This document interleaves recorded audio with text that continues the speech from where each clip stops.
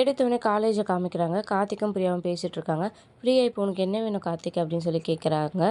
எல்லாரும் எக்ஸாம் எழுதிட்டு ரிசல்ட்டுக்கு வெயிட் பண்ணுற மாதிரி நான் உங்ககிட்ட என் லவ்வை சொல்லிட்டு வெயிட் பண்ணிகிட்ருக்கேன். நீ என்ன பதில் சொல்ல போகிறேன் அப்படின்னு சொல்கிறாங்க. உடனே அவங்க பார்த்தீங்கன்னா நான் ஒன்றும் உன்னை வெயிட் பண்ண சொல்லலையே அப்படின்னு சொல்கிறாங்க. இங்கே பாரு விளையாடாத, லவ் பண்ணுறியா இல்லையா, எதையாவது ஒன்று சொல்லலாம்ல அப்படின்னு சொல்லி கேட்குறாங்க. நான் எந்த முடிவும் நானே எடுக்க மாட்டேன். எங்கள் அப்பா அம்மா கிட்ட முதல்ல இதை பற்றி பேசுகிறேன்.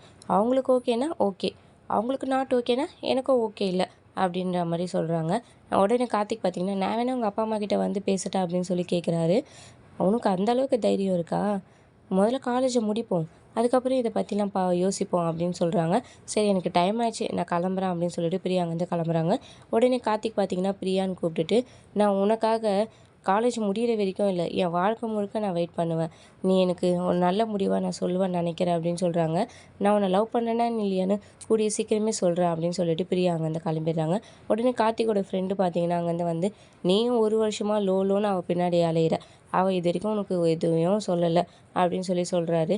அவள் என்னை லவ் பண்ணுறாடா, எனக்கு தெரியும். இப்போ கூட பார்த்தீங்கன்னா அவங்க அப்பா அம்மா கிட்ட பேசிட்டு சொல்கிறேன்னு தான் சொல்லியிருக்கா. இந்த மாதிரி ஒரு பொண்ணு எங்கள் குடும்பத்துக்கு வந்தால் எங்கள் அப்பா அம்மாவே நல்லா பார்த்துக்குவாள், அதனால் இவ தாண்டா எங்கள் வீட்டு மருமக அப்படின்னு சொல்கிறாரு. அதுக்கப்புறம் வேணா வா போகலான்னு சொல்லிட்டு அவங்க ஃப்ரெண்டு பார்த்தீங்கன்னா கார்த்திகை கூப்பிட்டு போகிறாங்க. கார்த்திக்கும் அவங்க ஃப்ரெண்டு நடந்து போயிட்டுருப்பாங்க பேசிக்கிட்டே. எதில் பார்த்தீங்கன்னா கஸ்தூரி வராங்க. கஸ்தூரி பார்த்தீங்கன்னா கார்த்திகையே பார்த்துட்டு வருவாங்க வெச்ச கண்ணை வாங்காமல். அவங்க ஃப்ரெண்டு பார்த்தீங்கன்னா நீ பார்க்குறதே சரியில்லையே அப்படின்னு சொல்லுவாங்க.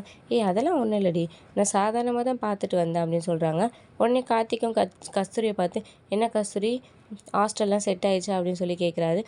எல்லாம் செட் ஆயிடுச்சு சீனியர் அப்படின்னு சொல்லிட்டு கஸ்தூரி சொல்கிறாங்க. கிளாஸ் ரொம்பவே போர் அடிக்குது, நானும் என் ஃப்ரெண்டும் கேன்டீனுக்கு போகிறோம் அப்படின்னு சொல்கிறாங்க. அதுக்கப்புறம் கார்த்திக் பார்த்தீங்கன்னா சரி ஏதாவது ஹெல்ப்னா எனக்கு கூப்பிடு அப்படின்னு சொல்லிட்டு அங்கேருந்து கிளம்பிடுறாரு. அதுக்கப்புறமா பார்த்தீங்கன்னா கஸ்தூரி கார்த்திக்கே பார்த்துட்ருக்காங்க. உடனே அவங்க ஃப்ரெண்டு பார்த்தீங்கன்னா உன்னோட பார்வையே சரியில்லையே அப்படின்னு சொல்லி திரும்பவும் கிண்டல் பண்ணுறாங்க. அதெல்லாம் ஒன்றும் இல்லடி அப்படின்னு சொல்கிறாங்க. உன் சிரிப்பை பார்த்தாலே தெரியுது, புக்கை கிழிச்சிட போகிற, வா போகலாம் அப்படின்னு சொல்லிட்டு அவங்களும் அங்கேருந்து கிளம்பிடுறாங்க. அதுக்கப்புறம் பார்த்தீங்கன்னா அர்ஜுனை காட்டுறாங்க. அர்ஜுன் பார்த்தீங்கன்னா வீட்டில் பார்த்தீங்கன்னா மதுவோட மேரேஜை நினச்சிட்டு ரொம்பவே ஃபீலிங்காக இருப்பார். உடனே சரண்யா அங்கே வராங்க. உன்னை தாண்டா தேடிட்டு இருந்தேன், என்ன பண்ணிகிட்ருக்க நீ, இவ்வளோ சீக்கிரம் எழுந்திச்சிட்ருக்க அப்படின்னு சொல்லி கேட்குறாங்க. தூங்கினா தான் நம்ம எழுந்திக்கிறதுக்கு, எனக்கு தூக்கமே வரலை அப்படின்ற மாதிரி ரொம்பவே ஃபீல் பண்ணி பேசிகிட்டு இருக்காரு. என்னடா மதுவோட கல்யாணத்தை நினச்சி தானே, அவளுக்கு இன்றைக்கி கல்யாணம், அதை உன்னால் தாங்கிக்க முடியல அதானே, அம்மா ஒரு விஷயம் சொல்லட்டா அப்படின்னு சொல்கிறாங்க. என்னம்மா சொல்லு அப்படின்னு சொல்கிறாங்க. உண்மையான காதல்னால் என்னென்னு உனக்கு முதல்ல தெரியுமா? உண்மையான காதல்னால் நம்ம லவ் பண்ணவங்க நம்மளை வேணான்னு சொன்னாலுமே அவங்க நல்லா இருக்கணும்னு நினைக்கணும். மதுவோட கல்யாணத்தை நினச்சி நீ எதுக்கு வருத்தப்படுற, சந்தோஷப்படு. அவளுக்கு ஷாமை தான் பிடிச்சிருக்குன்னா ஷாமை கல்யாணம் பண்ணிக்கிட்டோம். ஆரம்பத்துலேருந்தே மதுவை நீ மட்டும்தானே விரும்பின, அவன் ஒன்றும் உன்னை விரும்பி ஏமாத்தலைல, உன்னை விரும்பிட்டு உன்னை வேணான்னு சொல்லிட்டு போகலை அப்படின்னு சொல்கிறாங்க. ஈஸியாக அட்வைஸ் பண்ணிடலாம் நீ யோசிக்கலாம், ஆனால் இது அட்வைஸ் கிடையாது, இதுதான் யதார்த்தம். ஒருத்தவங்களை உண்மையாக விரும்பினா அவங்களோட சந்தோஷத்தில் நம்ம சந்தோஷப்படணும், அதுதான்டா உண்மையான வாழ்க்கை, உண்மையான காதல் அப்படின்ற மாதிரி சொல்கிறாங்க. அதுக்கப்புறம் பார்த்தீங்கன்னா அர்ஜுன் என்னால் முடியலம்மா அப்படின்னு சொல்லிட்டு அங்கேருந்து கிளம்புறாரு. உடனே அர்ஜுனன்னு கூப்பிட்டுட்டு ஏன்டா இதே மாதிரி யோசிச்சுட்ருக்க, இது மாதிரி பண்ணிகிட்ருக்க, அவள் இல்லைன்னா என்ன, உனக்கு அவளை விட நல்ல ஒரு பெட்டரான பொண்ணாக கிடைக்கும். கடவுள் உனக்குன்னு ஒரு பொண்ணை ஆல்ரெடி எழுதி வச்சுருப்பாரு. ஒன்று நீ அவளை தேடி கண்டுபிடி, இல்லைனா அவள் உன்னை தேடி வருவா கண்டிப்பாக அப்படின்னு சொல்லிட்டு நீ மதுவோட கல்யாணத்துக்கு இன்றைக்கி போகணும் அப்படின்னு சொல்கிறாங்க. என்னம்மா சொல்கிற, மதுவோட கல்யாணத்துக்கெல்லாம் என்னால் போக முடியாதுன்னு சொல்கிறாங்க. இல்லை நீ கண்டிப்பாக போகணும், நீ உண்மையாக அவளை விரும்புகிறனா அவளோட சந்தோஷத்தை பார்த்து நீயும் சந்தோஷப்பட்டுட்டு வா, நீ கண்டிப்பாக அவள் கல்யாணத்துக்கு போகணும் அப்படின்னு சொல்லிட்டு சரி சீக்கிரம் போய் நீ ரெடி ஆகிட்டு வான்னு சொல்கிறாங்க. கையில் அந்த காஃபியை கொடுத்துட்டு இந்தா முதல்ல காஃபியை குடி, நீ முதல்ல ரெடி ஆகிட்டு வா சாப்பிடுவா அப்படின்னு சொல்லிட்டு அதுக்கப்புறம் சரணி அங்கேருந்து போயிடுறாங்க. அர்ஜுனும் பார்த்தீங்கன்னா மதுவோட கல்யாணத்துக்காக ரெடி ஆகிட்ருப்பாரு. உடனே அங்கே சரண்யா வந்து என்னடா மேரேஜ்க்கு ரெடி ஆகிட்டியா அப்படின்னு சொல்லிட்டு கேட்குறாங்க. ரெடி ஆகிட்டம்மா, கிளம்பிட்டே இருக்கேன் அப்படின்னு சொல்கிறாங்க. உடனே ஒரு கிஃப்ட்டை கையில் கொடுத்து பார்த்தீங்கன்னா இதை எடுத்துகிட்டு போய் மது கல்யாணத்தில் கொடுத்துரு அப்படின்னு சொல்கிறாங்க. என்னதுமா இது அப்படின்னு சொல்லி கேட்குறாங்க. நீ அவளுக்காக வாங்கினல ஒரு கோல்டு ரிங், அதுதான்டா அப்படின்னு சொல்கிறாங்க. இதை இப்போ நான் எப்படிமா எடுத்துகிட்டு போய் கொடுக்க முடியும், ஏன்டா அவளுக்காக வாங்கின கிஃப்ட்டு தானே, அவகிட்ட கொடுக்கறதுல உனக்கு என்ன, அவள் உன்னை ஏற்றுக்கிட்டா தான் இதை அவகிட்ட கொடுக்கணும்னு இல்லை, அவள் சந்தோஷமாக இருக்கணும்னு நினச்சி நீ கொடுக்கலாம், அதனால் நீ இந்த கிஃப்ட்டை அவகிட்ட கொடுத்துட்டு வா அப்படின்னு சொல்லி அர்ஜுன் அனுப்பிச்சி வைக்கிறாங்க. அர்ஜுனும் பார்த்தீங்கன்னா அந்த கிஃப்ட் வாங்கிட்டு அதுக்கப்புறம் அங்கேருந்து கிளம்பி வந்துடுறாரு. மண்டபத்துக்கு வராரு. ரொம்பவே சோகமாக தான் வராரு. அவர் மண்டபத்துக்குள்ளே வரும்போதே உள்ளே வந்தோன்னே அவங்க ஃப்ரெண்ட்ஸ்லாம் பார்க்குறாங்க. "ஏய் அர்ஜுன், என்னடா நீ இங்க? மதுவோட கல்யாணத்துக்கு வரமாட்டேன்னு சொன்ன. இப்ப வந்திருக்க" அப்படின்னு சொல்லி கேட்குறாங்க. "எங்கிருந்தாலும் வாழ்க" அப்படின்னு வாழ்த்த வந்துட்டியாடான்னு சொல்லி கிண்டல் பண்ணுறாங்க. அதுக்கப்புறம் பார்த்தீங்கன்னா, "சும்மா தான்டா, ஜஸ்ட் ஃபன்னுக்கு தான் பண்ணோம். நீ ஏன்டா இவ்வளோ சோகமாக இருக்க? அவள் உனக்குன்னு இல்லைன்னு ஆயிடுச்சு. அதை ஏற்றுக்கோ" அப்படின்னு சொல்லி அவங்க ஃப்ரெண்ட்ஸ்லாம் சொல்கிறாங்க. அதுக்கப்புறம் மது பார்த்தீங்கன்னா அங்கே சிரித்து பேசிகிட்டு இருக்காங்க. அதை பார்த்து இவர் ரொம்பவே ஃபீல் பண்ணுறாரு. அதுக்கப்புறம் அங்கே மாப்பிள்ளை இவன் தானே மாப்பிள்ளைன்னு சொல்லி அவங்க ஃப்ரெண்ட்ஸ்லாம் அர்ஜுனுக்கு காமிக்கிறாங்க. அதெல்லாம் பார்த்துட்டு அவர் ரொம்பவே வருத்தப்படுறாரு. அப்புறம் அம்மா சொன்ன மாதிரி இந்த கிஃப்ட்டை மதுக்கிட்ட கொடுத்துட்டு நம்ம கிளம்பிடணும் அப்படின்னு சொல்லிட்டு மதுவை பார்த்து பேசுறதுக்காக அவங்க ஃப்ரெண்டு கிட்ட போய் ஹெல்ப் கேட்குறாரு. அவங்களும் சரி இரு, நான் மது கிட்ட போய் கேட்டுட்டு வரேன், வா நான் அவன் எங்கே இருக்கான்னு கூட்டிகிட்டு போகிறேன்னு சொல்லி கூப்பிட்டு போகிறாங்க. அதுக்கப்புறம் அவங்க மதுக்கிட்ட போய் அர்ஜுன் உன்னை பார்க்க வந்திருக்கான் அப்படின்னு சொல்கிறாங்க. அவங்க அப்புறம் அங்கே இருக்க ரூமில் இருக்கவங்க எல்லாரையும் ஒரு 5 மினிட்ஸ் மட்டும் டைம் கொடுங்க அப்படின்னு சொல்லிட்டு அவங்களெல்லாம் வெளியே அனுப்பிச்சிட்டு அதுக்கப்புறம் அர்ஜுனை வர சொல்லுன்னு சொல்கிறாங்க. அர்ஜுனை பார்த்தீங்கன்னா உள்ளே போகிறாங்க. "பரவாயில்லையே, நீ என் கல்யாணத்துக்கு வர மாட்டேன்னு நினச்சேன், ஆனால் வந்திருக்க. ரொம்பவே தேங்க்ஸ். கண்டிப்பாக கல்யாணம் முடியிற வரைக்கும் இருந்து நீ சாப்பிட்டுட்டு தான் போகணும்" அப்படின்னு சொல்லி சொல்கிறாங்க. உடனே பார்த்தீங்கன்னா அர்ஜுன் ரொம்பவே சோகமாக இருக்கார். இந்த மாதிரி மூஞ்ச சோகமாக வச்சுக்கிட்டு பார்க்குறதெல்லாம் எனக்கு சுத்தமாக பிடிக்காது. இந்த மாதிரிலாம் பண்ணாத, நீ நார்மலாக ஆயிடு, நாம் எப்பவும் போல இருக்கலாம், எல்லாத்தையும் மறந்துடு அப்படின்னு சொல்லி சொல்கிறாங்க.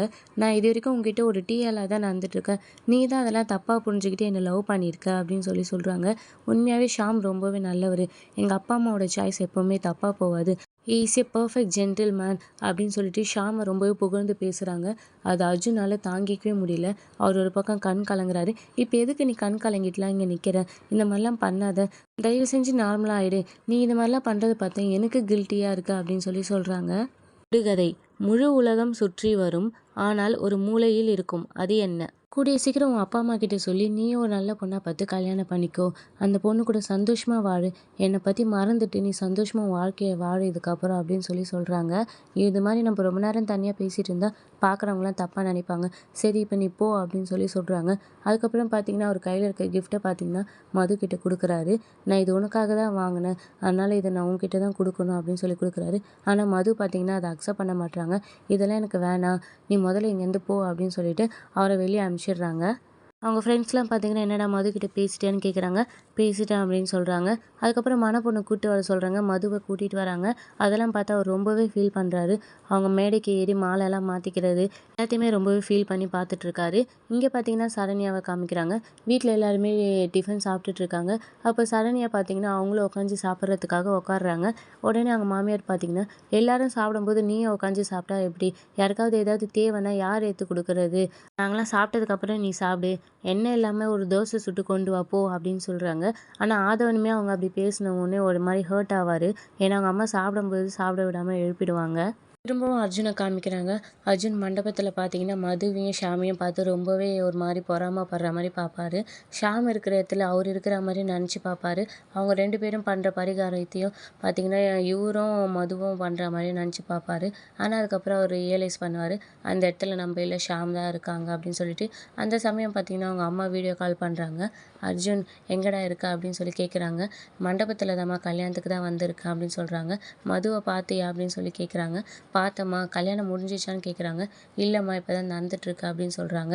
"நீ அவகிட்ட பேசினியான்னு?" கேட்குறாங்க. பேசினம்மா" அப்படின்னு சொல்லி சொல்கிறாரு. "அந்த கிஃப்ட்டை கொடுத்துட்றா" அப்படின்னு சொல்கிறாங்க. "இப்போ எதுக்கு நீ அழுதுட்ருக்க? அழாத, ஃபீல் பண்ணாத" அப்படின்னு சொல்கிறாங்க. "இல்லைம்மா, நான் அழலை, நார்மலாக தான் இருக்கேன்" அப்படின்னு சொல்லி சொல்கிறாங்க. "சரிடா, நீ எதுக்கும் வருத்தப்படாத, எல்லாமே நல்லபடியாக நடக்கும். சரி, மதுவையும் அவங்க ஹஸ்பண்டையும் காமி" அப்படின்னு சொல்லி சொல்கிறாங்க. இவனும் பார்த்தீங்கன்னா வீடியோ காலில் காமிக்கிறாரு. பையன் நல்லா தான் இருக்கான், ஆனாலும் உன் அளவுக்கு அழகு இல்லைடா, உன் அளவுக்குலாம் அவன் வரமாட்டான்டா" அப்படின்ற மாதிரி சொல்கிறாங்க. "சரிம்மா, நான் ஃபோனை வச்சுடுறேன்னு" சொல்லிட்டு அர்ஜுன் பார்த்தீங்கன்னா ஃபோன் கட் பண்ணிடுறாரு. "சரிடா, கல்யாணம் முடிச்சோடனே வீட்டுக்கு வந்துடு" அப்படின்னு சொல்லி சொல்கிறாங்க. அதுக்கப்புறம் பார்த்தீங்கன்னா கெட்டி மேலே கெட்டி மேலேன்னு சொல்கிறாங்க. தாலி கட்ட வராங்க. அப்படியே பார்த்தீங்கன்னா இந்த எபிசோட முடிக்கிறாங்க. இனி அடுத்தடுத்து வரும் விறுவிறுப்புடன் சுவாரஸ்யங்களும் ஷார்ட் அண்ட் ஸ்வீட்டாக தெரிஞ்சுக்க மறக்காமல் என்னோடய சேனலை சப்ஸ்கிரைப் பண்ணுங்கள், லைக் பண்ணுங்கள், கமெண்ட் பண்ணுங்கள், பெல் ஐக்கானை கிளிக் பண்ணுங்கள். அது எனக்கு ரொம்பவே ஹெல்ப்ஃபுல்லாக இருக்கும். சிறுகதையின் விடை: முத்திரை.